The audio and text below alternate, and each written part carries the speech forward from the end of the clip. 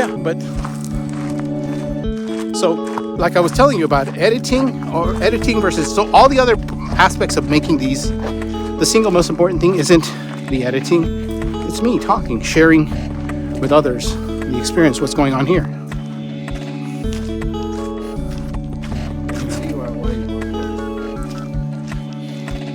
I mean, I'd rather not, because I would rather do my own work, but hey doggies. But there's at some point you need to delegate that. But if I do that, it will cost money, because editors are not cheap. And the very good ones are even more expensive. So I don't think I'll be able to afford like a pro level one. Well, because for that kind of stuff, many of the editors themselves, I have spoken with a few now, and they have all these expensive subscriptions.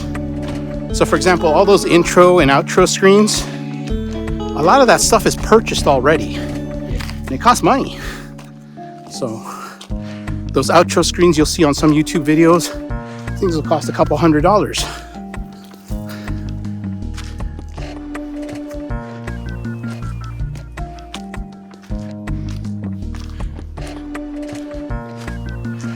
Here I am trying to make it in After Effects, which you kind of can, but again, I told you, making all that stuff yourself just takes forever.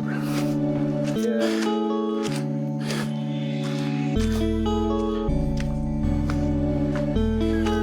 Whereas I think, I did want to know how to do some of this.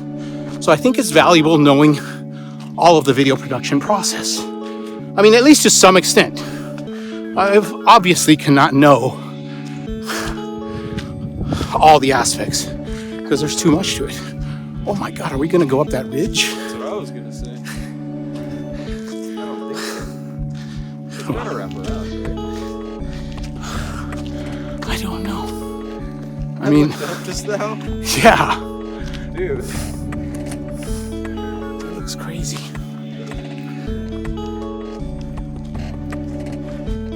But at least in a way, that is an important skill, like I said, which is finding what others like and mixing it into my soundtracks.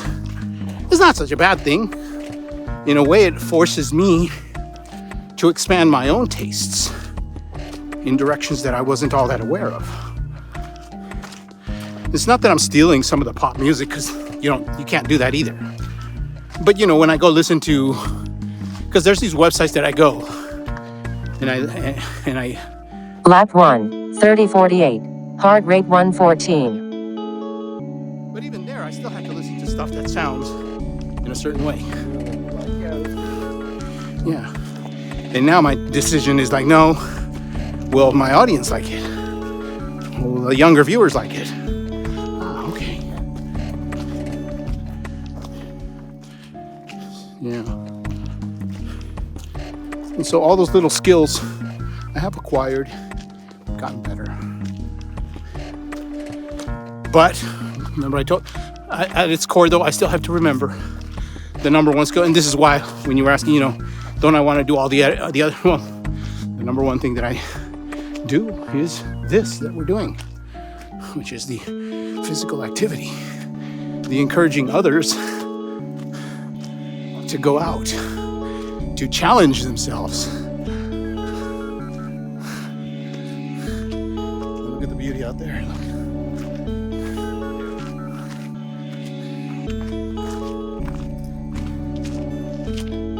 Actually, this one's almost like the Mount Wilson hike. Notice that we're not that far away from the city. Yeah. And you notice how on some of the other mountain hikes, even at the beginning, we don't see anything. Not for a good while. Yeah.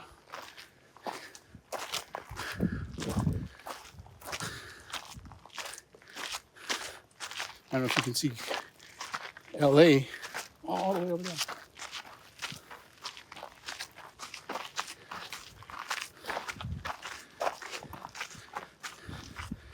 Okay.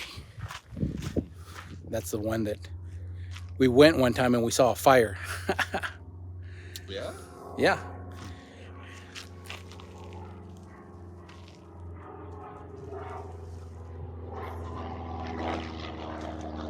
Whee!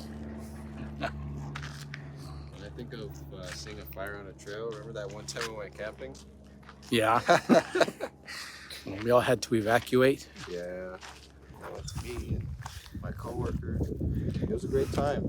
I have to admit, the work sucked, but we made the most out of it. It was really fulfilling.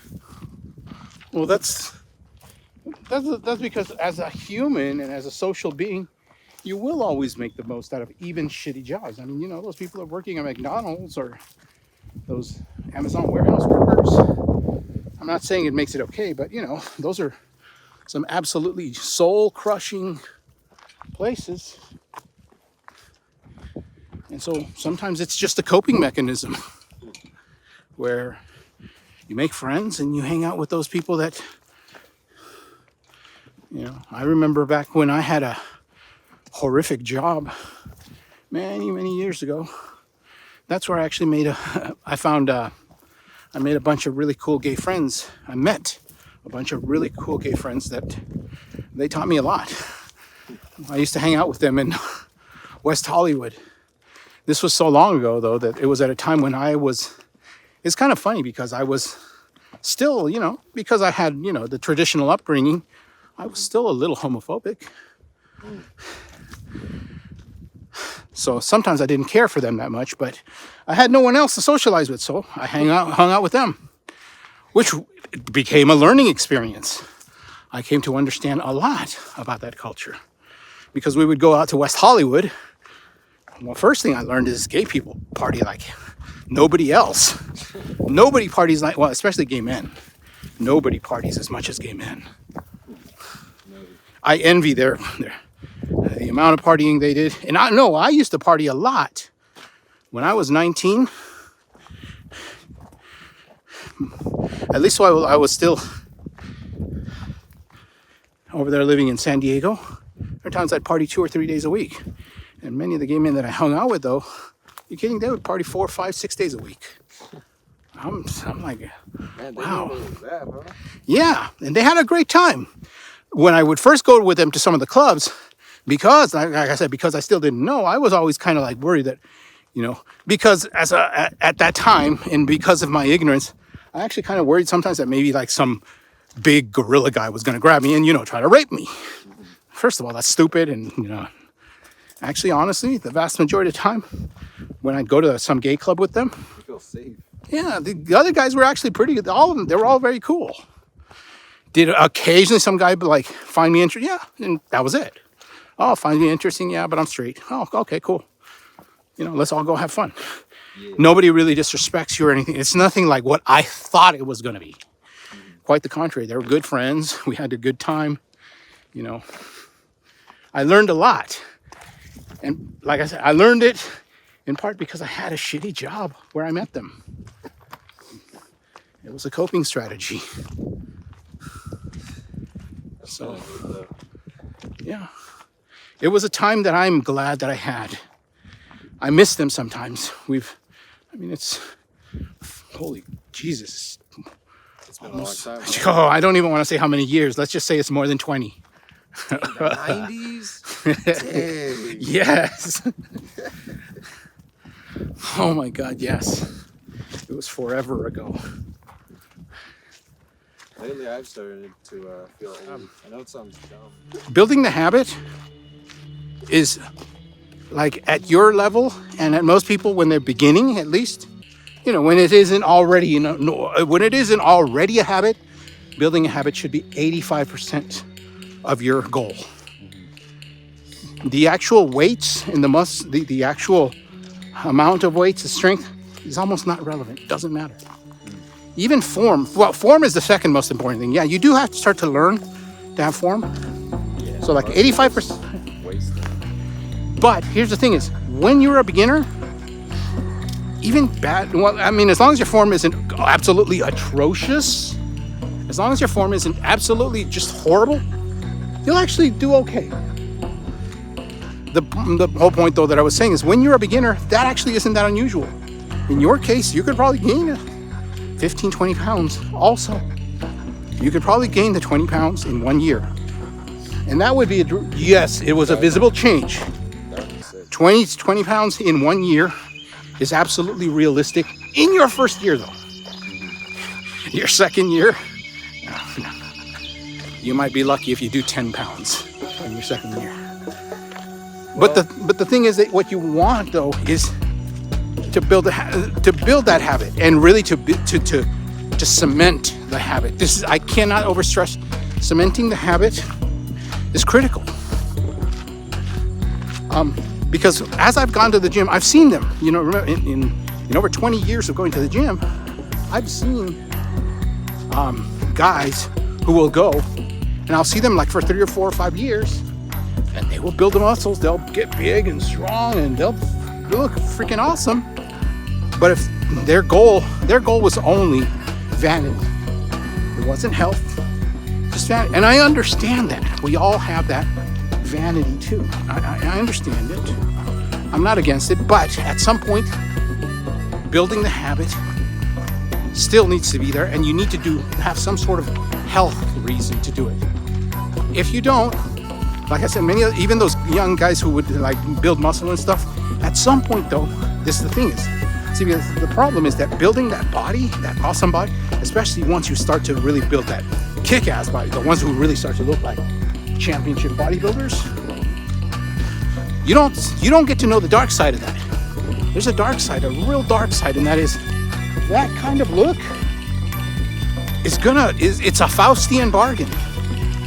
It is a deal with the devil. The water deprivation and all that. The diet, the constant hunger, the exercise that is always at your very limits. You're always in pain. And and then probably the worst part is, we're coming up. Do we go back down? I think we're a little off trail. But look, see where I think this trail might rejoin it though. Good. Okay, so. I can tell I'm feeling a certain way. Closing my hand, it goes through. And I'm having that thing where when you look, some things look closer, but some things look like they're getting farther. All right, now with water? I have not had water. Get my bottle of water. You got it right there. I'll take a look. Drink it. No, I have another one inside, so it's not even a problem. The big? Yeah. Yes. But which one you want, this? the small one or the big one? What's not the orange juice, right? Whichever one. They're both water. The regular. Is there a regular? No, they're both got flavor. Get the small one on the side. Yeah, where is it? Oh, this one. I was like, yeah.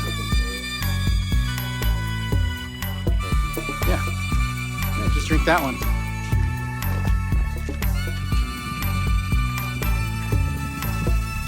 You know, so it tastes kind of weird with this, bro. I put salt on it though. No, Well, that's the whole point of that one. That one's supposed to have salt, just so that you don't get a little too volume depleted. Although today it's not warm enough to really need that much salt. So.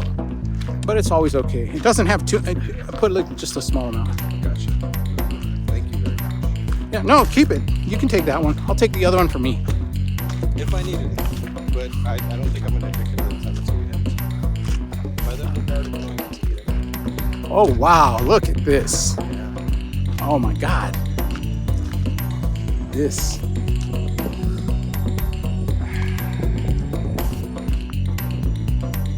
I hadn't seen this view. This is beautiful. Yeah. Jesus, you can hear. There we go. Change it again. 2 minutes. There's the lake.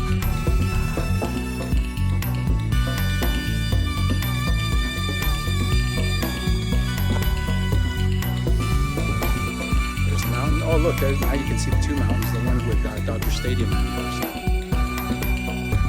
I see that one stadium in, not Inglewood, is it? The hills over there? Well, look, that's Palos Verdes and Yeah, that's the Palos Verdes Peninsula. I've done a lot of jobs there. And I don't remember, is that Catalina? Yeah, I think that is Catalina, the island over there. So that's Catalina. Yeah, because we're looking directly south from here. Then over there. Yes, we do. Yes. And then there is LA. You're right, there's LA. So then, no, West. Oh, okay, there's Westwood over there. Look. Where? Right over there, behind the mountains over there. Oh, okay. In between these two. Yes. Okay. I'm surprised we can't see the LA rivers. I guess we are kind of far. The river, because it's going to be behind this hill over here and behind this one. Here, this is the 210 freeway. So that's over here.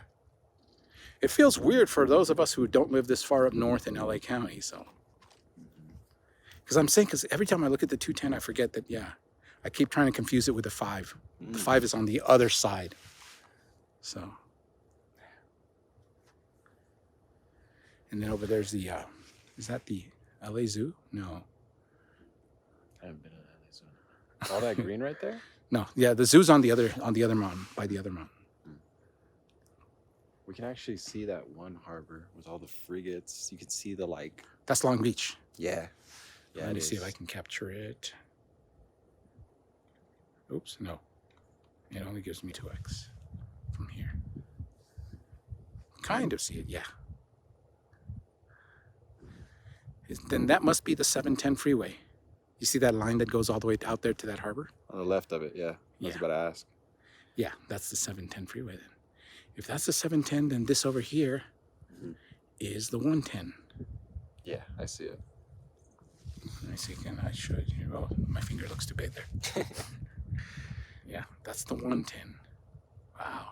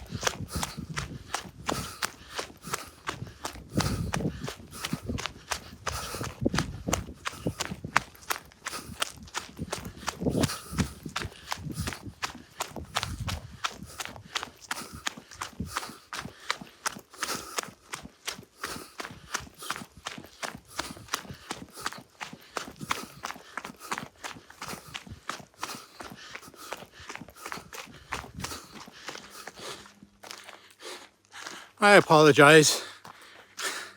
Thanks to my not paying attention, I added a half mile to our trail. We went off trail for 0.3 of a mile. So right now we're heading back.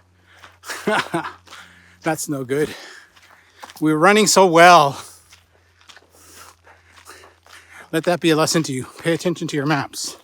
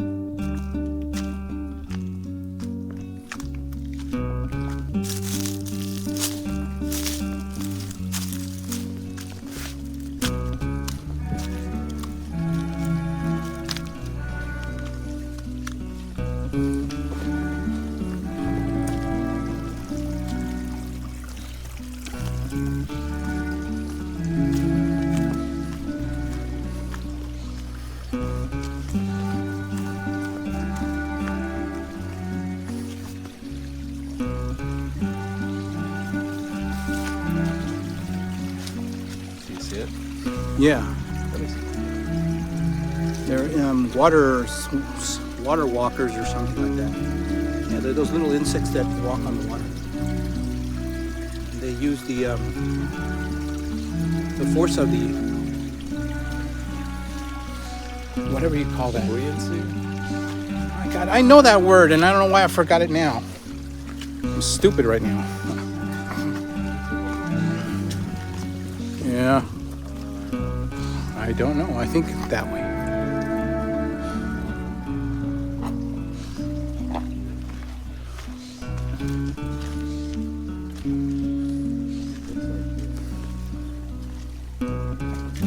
Yeah, because usually you follow the streams on these trails.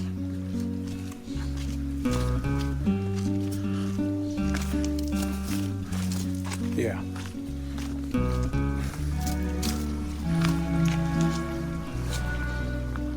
Yo, done.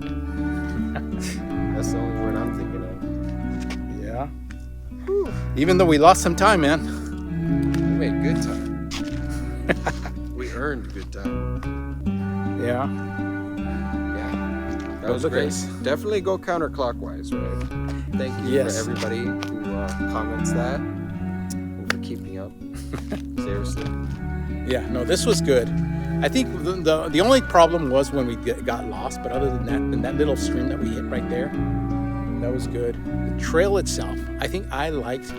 This is a fairly well kept trail, except the last couple of miles over here coming back down. Yeah. And like you said, definitely do it counterclockwise. It's counterclockwise. Yeah, because then you get the rough stuff at the end, but you're already going down, so it's safer, it's better. I would suggest it. Yeah, and you only really run into people in the last couple of miles. The rest up there, that's pretty much alone. There was that one nice lady that was up there, but other than that, and this is one of those times that when there's lots of people. Yep. So it was good, and I am glad for your company. Thank you. Pleasure. My pleasure. And as I tell all of you, don't forget to challenge yourselves.